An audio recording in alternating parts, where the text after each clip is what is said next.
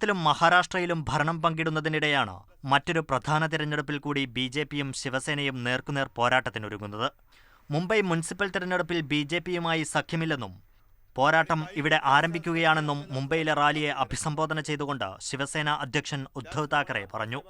ബി.ജെ.പിയിലുള്ളത് ഗുണ്ടകളാണെങ്കിൽ ശിവസേനയിലുള്ളത് സൈനികരാണെന്നും ഉദ്ധവ് പറഞ്ഞു. അധികാരത്തിലെത്താൻ ആരോടും അടിയറവ് പറയില്ല. സീറ്റുകൾ വീതം വെക്കുന്നതിലെ തർക്കമാണ് ബി.എം.സി തെരഞ്ഞെടുപ്പിലും സഖ്യം വേർപിരിയാൻ കാരണം. 227 അംഗ കോർപ്പറേഷനിൽ 114 സീറ്റ് വേണമെന്നായിരുന്നു ബി.ജെ.പിയുടെ ആവശ്യം. എന്നാൽ 90 സീറ്റിൽ കൂടുതൽ വിട്ടുനൽകില്ലെന്ന് ശിവസേന നിലപാടെടുക്കുകയായിരുന്നു. മഹാരാഷ്ട്ര നിയമസഭാ തിരഞ്ഞെടുപ്പിലും ഇരു പാർട്ടികളും നേർക്കുനേർ മത്സരിച്ചിരുന്നെങ്കിലും പിന്നീട് സഖ്യ സർക്കാർ ഉണ്ടാക്കുകയായിരുന്നു.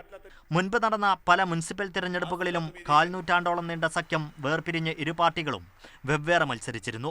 അതേസമയം നിലവിലെ ഭരണത്തിൽ വെല്ലുവിളി ഉയർത്തുന്ന നീക്കങ്ങൾ ശിവസേനയുടെ ഭാഗത്തു നിന്നും ഉണ്ടാകില്ലെന്നാണ് സൂചന. മാതൃഭൂമി ന്യൂസ്, മുംബൈ.